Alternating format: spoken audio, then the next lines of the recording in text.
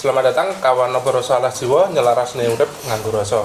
Pada kesempatan ini kita mau menjawab beberapa pertanyaan yang ada di kolom komentar YouTube dari kawan-kawan Noboroso. Pertanyaan yang pertama dari Mas Yosep Yulian. Mas mau nanya, kan di video yang sebelumnya itu dibilang kalau mau puasa harus mandi keramas. Nah, semisal kalau kita waktunya puasa nih, tapi kita lagi berada di tempat yang jauh dari peradaban, gimana ya? Misalnya lagi kerja di tambang atau hutan gitu, kan jauh banget dari warung buat beli sampo. Mohon pencerahannya ya, Mas. Gimana Mas Heru? Langsung ditembak. Gimana Mas Heru? Jadi gini, maksudnya kan kemarin waktu ada pertanyaan tentang tata cara puasa kan, sebelum puasa dan sesudah puasa kan kita mandi keramas dulu. Nah, yang jadi pertanyaan kan katanya jauh dari warung atau apapun. Ya, soalnya kan kalau secara geografis mungkin kan ada tempat-tempat yang memang air saja sulit gitu kan, terus mungkin jauh dari itu warung juga mungkin untuk beli sampo. Nah, itu gimana? Mandi keramas itu mutlak atau ada cara lain untuk bebersih?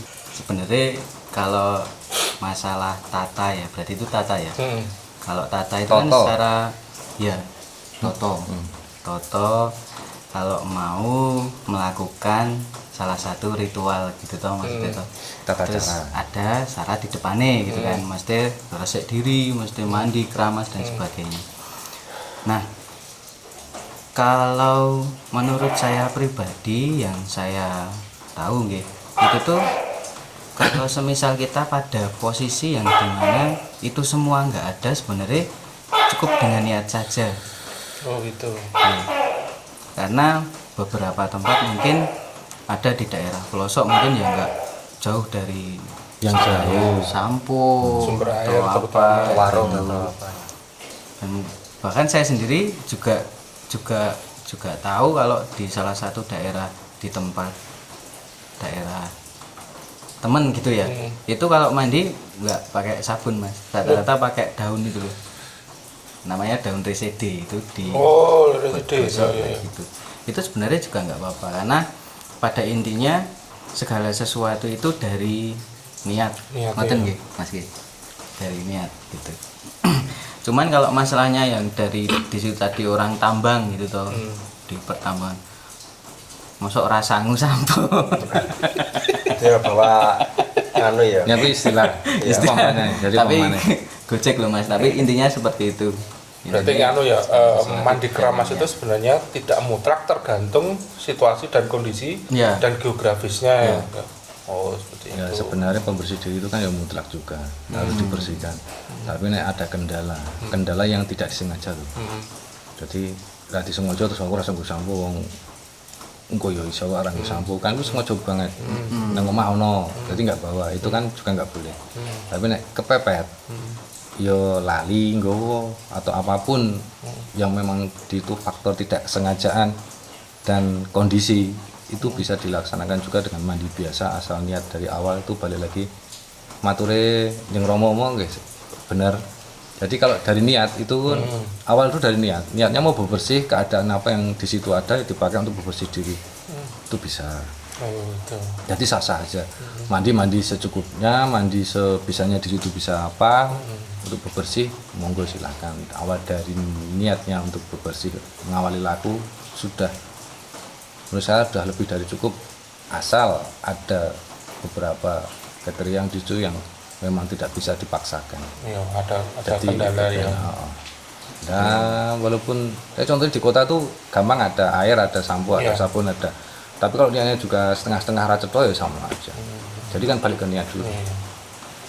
Daripada malah tidak sama sekali. Jadi kan niatnya awal dulu. Ambok gue rasa adus keramas yang niat poso karena di sini keadaan seperti ini, karena kerjaan dan sebagainya, mbuh ya apa. Tak kira sah-sah wae. Jadi rasa mempersulit diri untuk kita mau melakukan suatu hal yang bagus untuk di hadapan Gusti Tuhan, untuk laku terus itu jangan dipersulit dulu. Sebenarnya gampang banget. Tapi yang disengaja wis bedone wis. Wah iya.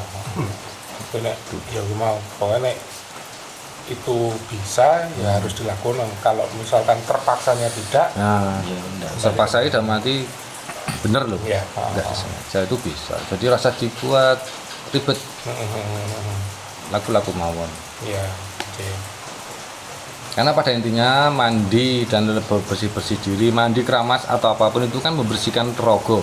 Ya, Nah, di laku itu kan ada dua yang dibersihkan, rogone adewe karo rosone sing jero. Jadi ada dua apa? dua hal ya. Dua hal ya yang harus dibersihkan. Jadi ingat, jadi ojo terpacu. Pokoknya aku sih iso ya ora, kita kan bersihkan dua. Dua itu kalau bisa, dua-duanya kalau nggak bisa gitu. Itu sah-sah aja. Keadaan itu memang kalau kena kepepet Iya, jadi nggak ada betul gitu. dibuat enak saja, jadi didamel sing sae mawon. Tidak saklek gitu ya. Nah, sing cakel kan menungso, Bro. Oh iya. Pikiran manusia itu Iya. sendiri. Nah, itu.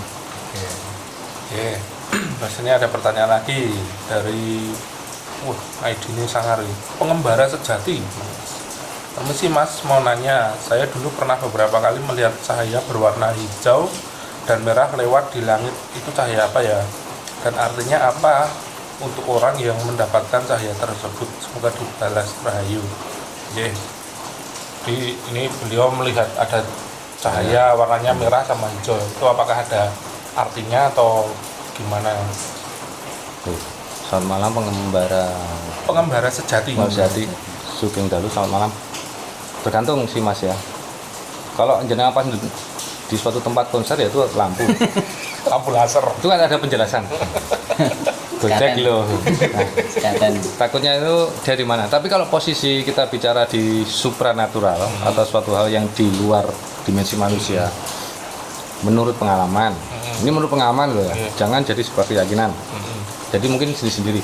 Kalau pengalaman warna merah itu menurut saya jelas speak itu sebuah kayak santet atau tenung atau gampang bahasanya santet tenung ya sing barang-barang suatu hal yang buruk negatif yang di situ sifatnya akan menjadi sebuah hal yang buruk bagi yang dituju. Tapi kalau warna putih, kuning, hijau itu biasanya nemung Jawa nyebut iki pulung. Oh. Nah, bisa namakan pulung, wahyu atau apa sebutannya? Daru, ya itu kan Jawa toh. Nah, seperti itulah suatu hal kebaikan, entah itu kebaikan di rezeki, entah itu kebaikan di suatu olah spiritual orang itu, atau entah kebaikan apapun itu.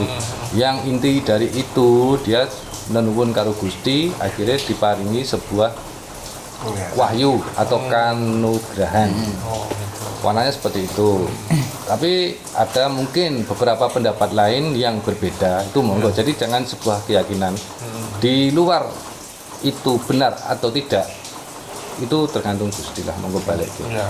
Jadi di luar benar tidaknya itu Gusti lah yang tahu. Kita sebagai manusia cuman bahasanya kayak memprediksi atau kita mengolah itu berdasarkan sebuah pengalaman. Yang pengalaman pribadi saya, warna-warna itu menunjukkan sebuah sifatnya. Oh gitu. Kebanyakan tuh yang tak lihat itu putih sama kuning. Kalau hijau jarang.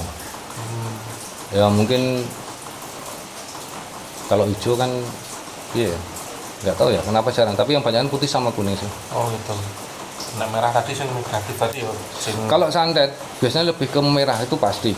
Dan dia kayak bola jalan itu warnanya merah. Dan yang datang, yang kena atau kampiran itu pasti hal buruk negatif ya? lah, hal buruk di situ. Entah itu penyakit, entah itu ngapunten atau maaf itu kematian sampai kematian atau apapun. Yang sering tak lihat tuh putih sama kuning, merah Putih. itu jarang-jarang. Pernah saya putih, pernah. Waktu Nonton bal. ibu saya meninggal tuh Sukle putih, sih. naik itu langsung putih, terang banget itu Mas. Pernah saya. Oh gitu. Pas dulu ibu Ya, meninggal itu. ya itu putih banget, naik langsung pas gitu. Langsung hilang. Nah, Kan banyak pengalaman juga loh. Ya mungkin ada yang mau bertanya. Tanya Mas, di video sebelumnya kan dari siapa Mas? Dari kameramen. Di video sebelumnya kan bahas pengalaman Mas Tole ya yang jalan-jalan ketempelan. Iya. Nah, itu Itu toh, Bang, apa? Bapak asuh. Bapak asuh. Oh iya, Bapak Antar Becenter.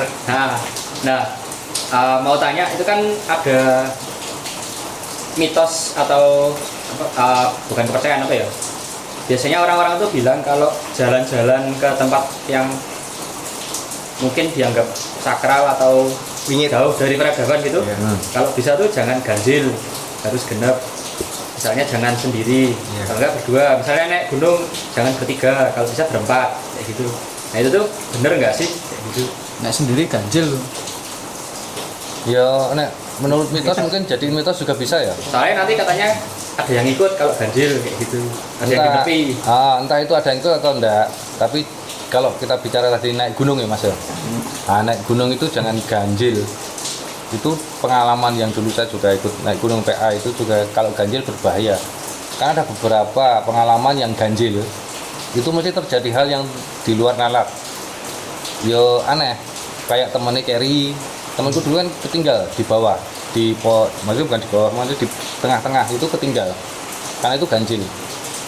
Dan beberapa kali berangkat dengan ganjil personelnya itu ganjil, itu dari beberapa kali persentase 90% itu terjadi suatu hal yang aneh.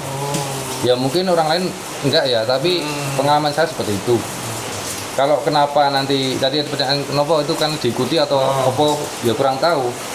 Sebenarnya itu mungkin bisa ya, karena ganjil terus diikuti atau diganggu ya mungkin itu bisa, tapi nggak terlalu mencari tahu sih aku sebenarnya. Pasti nih kepiye itu alam ya. Ya alam, tapi kalau ganjil mesti terjadi hal yang aneh.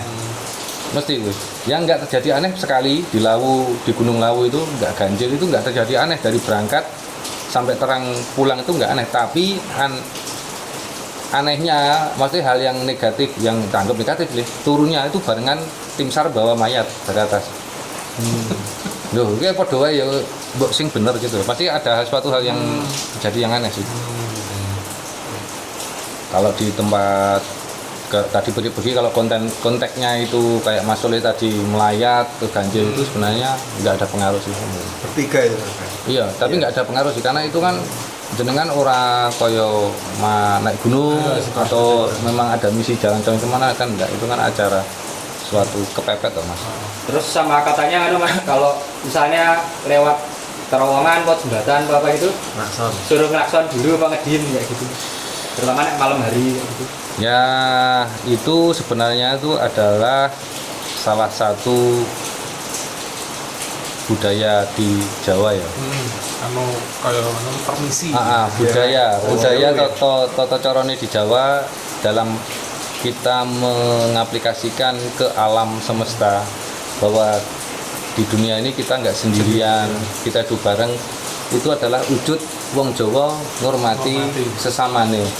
Jadi bukan terus kok itu tidak diganggu ya enggak, semua itu doanya pasti baik ya jangan diganggu. Cuman itu kalau pengen tahu itu adalah salah satu dari apa ya budaya Jawa. Saling menghormati. Tepos lirone kita saling menghormati di alam bumi ini dengan siapapun. Jadi ngeding ngaruh nih. Ya bukan apa-apa sih, enggak gitu juga nggak masalah kok. Cuman kita udah terbiasa dengan itu. Pokoknya itu bukan sesuatu hal yang buruk juga. Enggak buruk dan bukan kewajiban. Ya. Tapi hal yang baik juga sih kayak gitu. Oke, masih ada pertanyaan lagi? Ya, matur nuwun. Terima kasih untuk waktunya buat teman-teman. Untuk kawan-kawan Boroso yang ingin bertanya silakan tulis di kolom komentar. Nanti coba kita obrolkan. Kalau ada tema yang ingin dibahas juga monggo silakan tulis di kolom komentar. Sekian dulu videonya, ditunggu video-video selanjutnya. Salam Boroso ala Jilo, nyelaras nyurup nganggo Boroso. Matur nuwun, rahayu.